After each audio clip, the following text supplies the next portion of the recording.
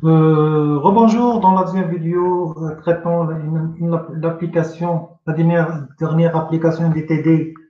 Déjà, on a vu cette application sur le cours de Gemini. Donc, l'application, qu'est-ce qu'elle dit? En relevant toutes les 10 minutes, toutes les 10 secondes, pardon, la vitesse d'écoulement de l'eau dans une conduite cylindrique, on a obtenu, c'est la vitesse 0, c'est 20, donc après 10 et 20, et, pardon, le point 0, c'est 2, après euh, on a prélevé la vitesse au point 10, 20 et 30 secondes.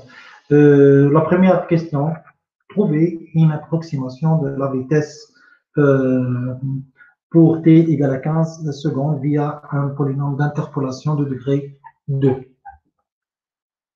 Donc, 2 degrés 2, c'est-à-dire 2 degrés inférieur ou égal à 2, en réalité, c'est-à-dire on va considérer 3 points, par exemple, contenant bien sûr 0. On a le choix, contenant le point 15.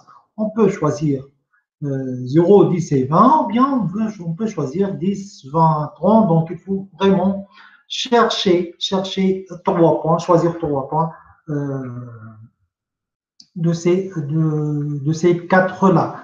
Donc, par exemple, on a choisi de travailler sur 0, 10 et 20. Donc, pour cela, pour déclarer les abscisses X. Donc, j'ai fait triple X. Donc, c'est 0, 30, 10.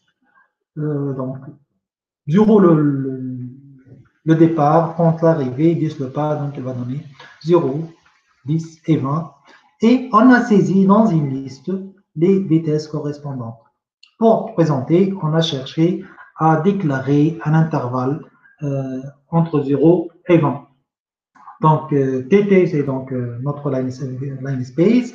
On va utiliser l'interpolation de Lagrange et l'interpolation de Newton et on va voir qu'est-ce qu'ils vont donner. Donc, pour cela, la vitesse par la méthode de Lagrange, euh, donc je vais réexécuter ça, c'est tout simplement 1,8 et la même chose pour la vitesse calculée par la méthode de Newton. Oui, c'est normal parce que déjà, on sait bien que les deux polynômes, ils coïncident, il existe un unique polynôme, pas deux, pas trois. Donc, un unique polynôme qui interpole ces points-là. Donc, si on veut visualiser ça, on va visualiser l'interpolation de Lagrange ou bien de Newton, c'est de la même chose. On peut, parce qu'on a dit que c'est pas la peine de refaire le code parce que on sait bien qu'ils vont coïncider. Donc, on va voir une seule courbe et on va aussi visualiser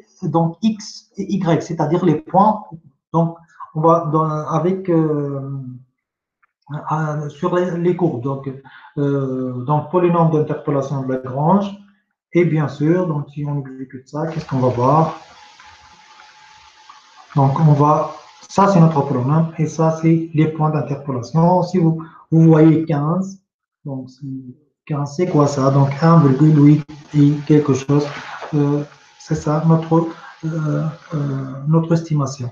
La même chose si on visualise l'interpolation de Newton. Maintenant, avec 4 points, pour avoir un polynôme de degré inférieur de la 3, donc on a déclaré les 4 points, donc c'est 0, 20, 10, 0, 10, 20 et 30. Donc, on a saisi aussi les vitesses correspondantes et maintenant, on va visualiser sur 0, 30 et pas comme l'autre sur 0, 20. Donc, interpolation de Lagrange. La même chose, je vais piquer ce code-là.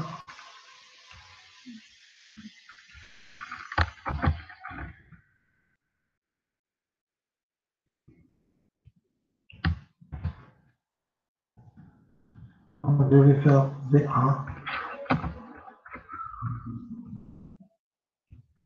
VL, V. Ça, c'est X, Y. Donc, si maintenant on exécute, qu'est-ce qu'on va voir? Donc, pratiquement, on a la même chose. Donc, par l'interpolation de... Non, juste il faut changer ici, on ne peut pas changer. Ça, c'est les valeurs données par les 4 points maintenant. On va faire VL et VN. Soit on exécute, qu'est-ce qu'on va voir? On aura une interpolation à 1,8, une approximation donc de la vitesse au point 15. Ça donne pratiquement c'est de la même chose, juste il y a les virgules. Ici, si on majore avec, ou bien on fait l'arrondi, on aura la même chose. Si on visualise maintenant sur les 4 points, on va visualiser aussi, comme d'habitude, donc pour baser les points, ou bien la base de l'interpolation, c'est-à-dire pour le mettre en chaîne de caractères.